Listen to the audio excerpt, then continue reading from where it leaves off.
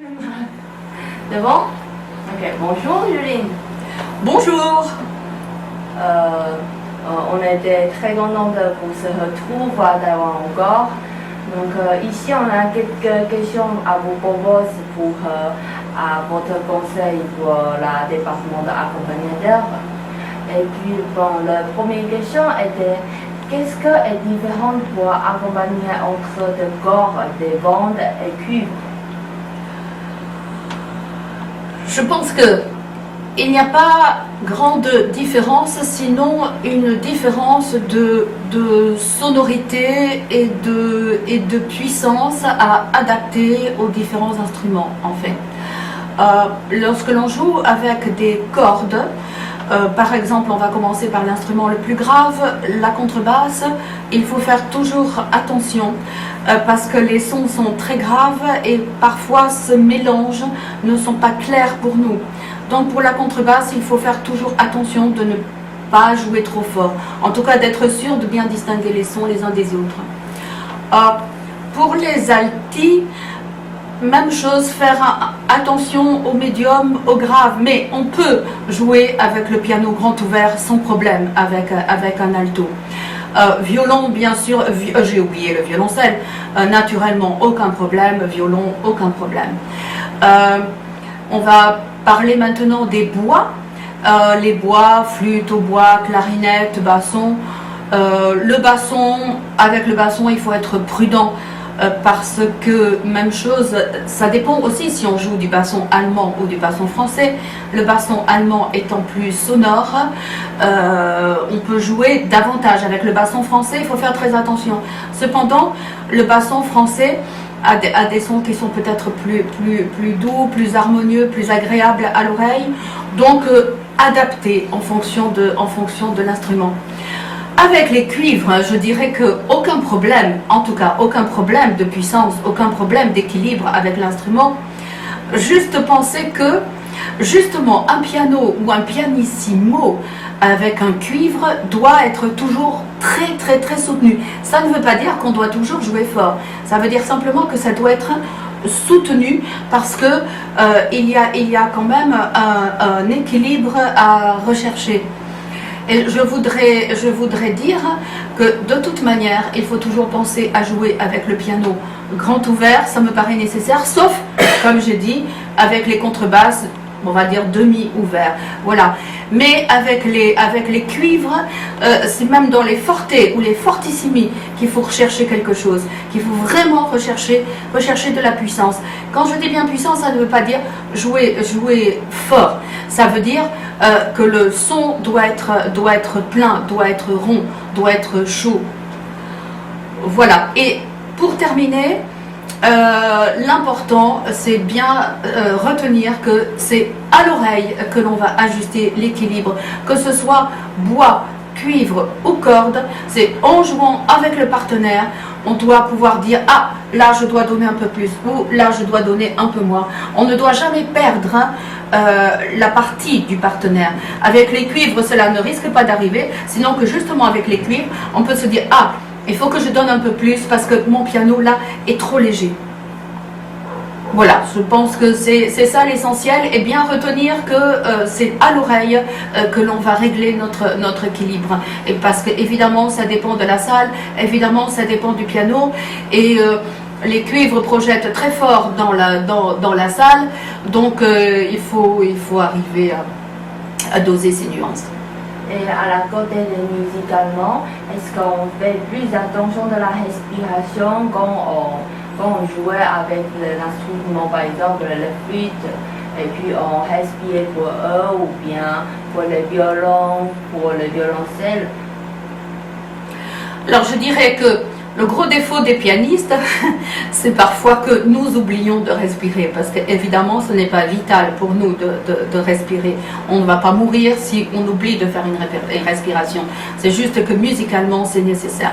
Et les instruments avant, que ce soit les bois ou les cuivres, évidemment nous aident beaucoup à comprendre cela, la nécessité de la respiration, parce qu'ils ne peuvent pas faire autrement que respirer.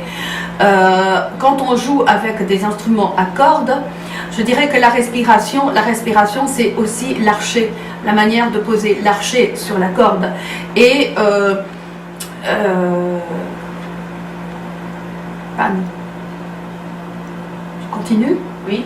Bon. Et lorsqu'un instrument à corde pose l'archet sur la corde, il respire, il prend une respiration, ça c'est obligé. Et lorsque l'on joue avec les instruments à vent, on peut dire, est-ce que je respire? Bien sûr, il faut respirer en même temps que, c'est évident. Plus avec les cuivres, on a toujours besoin d'une grande respiration. Avec les bois, on a besoin de respirer, mais la respiration sera peut-être un peu plus. Alors, ce que je peux dire, c'est qu'il y a parfois des instrumentistes à vent qui disent, mais ne respire pas à ma place, parce que avant un départ, on a envie de faire. Et puis, en fait, c'est eux qui doivent marquer la respiration, parce que la respiration, ils la font en fonction du tempo, en fonction du temps, en fonction de la mesure. Donc, on doit simplement respirer en même temps que. D'accord. Bon. Donc, on va peut-être vous proposer une autre question qui était intéressante pour qu'est-ce que est différent pour accompagnement de mélodie, leader et de l'air l'opéra. Alors, la grande différence réside entre ce que la partie de piano d'une mélodie ou d'un lead, en fait, la partie d'accompagnement, c'est une partie de piano, en fait. Quand on joue un opéra, c'est une partition d'orchestre. Donc, il faut penser à faire sonner en priorité comme l'orchestre. Pas hésiter à consulter des partitions d'orchestre au préalable, ce que l'on fait justement lorsqu'on est étudiant dans une classe d'accompagnement. On lit des partitions d'orchestre, on apprend à repérer les instruments, et lorsqu'on joue une partie d'orchestre d'un opéra, on doit pouvoir dire « Ah, là ce sont les trompettes, là ce sont les corps, là ce sont les flûtes, etc. » instrumentalisées. L'accompagnement des mélodies et des leaders, c'est une partie réellement, une partie de piano écrite pour l'instrument. La mélodie et le lead, c'est vraiment la musique de chambre, comme la musique de chambre avec un instrument. C'est exactement la même chose. C'est un échange et un partage avec le chanteur. L'opéra, c'est aussi bien sûr un partage avec le chanteur, en ce sens que à la fois le pianiste dans l'opéra est le chef d'orchestre et l'orchestre en même temps. Et le pianiste, lorsqu'il fait travailler un opéra, il doit avoir aussi cette idée de direction, puisque en l'absence du chef d'orchestre, c'est lui qui donnerait les départs, c'est lui qui indiquerait les tempi. Donc la différence, elle est là. Soit c'est une partie écrite pour le piano, soit c'est un orchestre, et alors notre piano doit sonner comme un orchestre entier. Et en plus, il y a donc ce côté directif de la part du pianiste qui devient chef de chant. D'accord. On voit que vous avez beaucoup d'élèves taïwanaises et vous venez souvent à Taïwan. Comment voyez-vous la vie musicale développée à Taïwan et comment les élèves taïwanais? Effectivement, j'ai beaucoup d'étudiants taïwanais dans ma classe à Paris et j'en suis fort heureuse parce que ce sont des étudiants qui, d'abord, sont des vrais travailleurs, qu'ils sont très musiciens, qu'ils jouent très bien de leur instrument et c'est vrai qu'ils viennent d'une culture complètement différente de la nôtre, mais qui savent très très vite s'adapter et ce sont des pianistes, enfin très très bons pianistes dans l'ensemble. Et je trouve que moi, je peux parler par exemple de mon expérience avec les chanteurs, puisque je viens chaque année pratiquement faire travailler un opéra en langue française à Taïwan, et il y a un sérieux dans la préparation des partitions qui peut-être n'existe pas tout à fait chez nous. En tout cas, un respect de la partition, un respect du solfège, pour moi, c'est vraiment, vraiment remarquable. Je trouve que le niveau musical à Taïwan est très très bon par rapport à la classe d'accompagnement, on a besoin à Taïwan de découvrir peut-être autre chose qui n'existait pas encore jusqu'à maintenant. Mais j'ai pu constater pendant les masterclass que les quelques pianistes qui étaient là étaient des pianistes qui étaient passionnés par l'accompagnement et qui avaient déjà la notion de l'accompagnement, de ce qu'était le déchiffrage, de ce qu'était que écouter et suivre quelqu'un. Donc, je pense que la musique à Taïwan, l'enseignement de la musique est en pleine évolution. Juste pour ce qui concerne mes étudiants, je pense qu'ils ont besoin de connaître quelque chose qui n'existait pas jusqu'à maintenant à Taïwan. Et je suis ravie lorsque mes étudiants disent maintenant je veux rester en France, je veux rester à Paris, mais aussi lorsqu'ils me disent je veux repartir à Taïwan, parce qu'alors je me dis qu'ils vont faire connaître quelque chose qui peut-être n'existait pas encore jusqu'à maintenant. Angeline, on veut très bien savoir au niveau de la classe d'accompagnateur, par exemple, comment vous pensez que la classe d'accompagnateur, comment on installe, quand on travaille ou bien quand on est dans ce métier?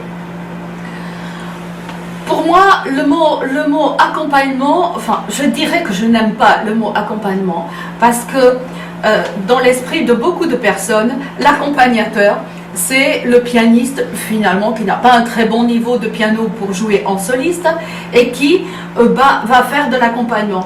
L'accompagnement dans le mauvais sens du mot, c'est-à-dire qu'il va être là juste pour jouer en demi-teinte avec l'instrumentiste ou le chanteur. Surtout pas déranger, surtout pas trop intervenir.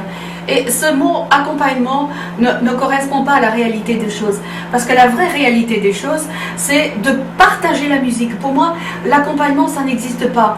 Bon, accompagner, on peut dire, c'est être avec quelqu'un. Être avec quelqu'un dans le partage de la musique de chambre.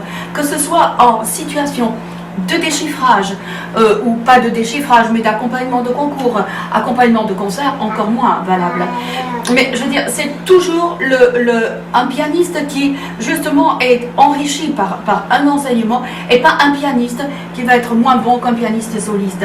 Parce qu'il faut dire aussi que pour faire ce métier d'accompagnateur entre guillemets, d'une part il faut posséder une très bonne technique pianistique parce que un pianiste peut avoir plusieurs semaines ou plusieurs mois pour travailler une œuvre. Nous avons besoin que les doigts répondent immédiatement. Ça ne veut pas dire pour autant qu'on néglige le travail, ça veut dire qu'on est capable en un premier temps de lire une partition, ensuite on améliore, ensuite on travaille, mais on doit être efficace tout de suite. Et pour faire ce métier de l'accompagnement, avant tout, il faut désirer jouer avec les autres, désirer partager la musique. Pour moi, c'est ça, c'est le partage. Mais je ne fais pas de différence entre la musique de chambre et l'accompagnement. Pour moi, c'est la musique. Voilà, avant tout. Je tenais à le préciser parce que on a trop besoin de dire à nos pianistes, n'hésitez pas à suivre ces cours d'accompagnement parce que vous allez apprendre le répertoire lyrique, vous allez apprendre la mélodie, le lead, vous allez apprendre tout le répertoire instrumental et vous n'en ressortirez que plus riche. En tout cas, jamais penser que c'est une discipline inférieure. Avant tout, c'est la musique. D'accord.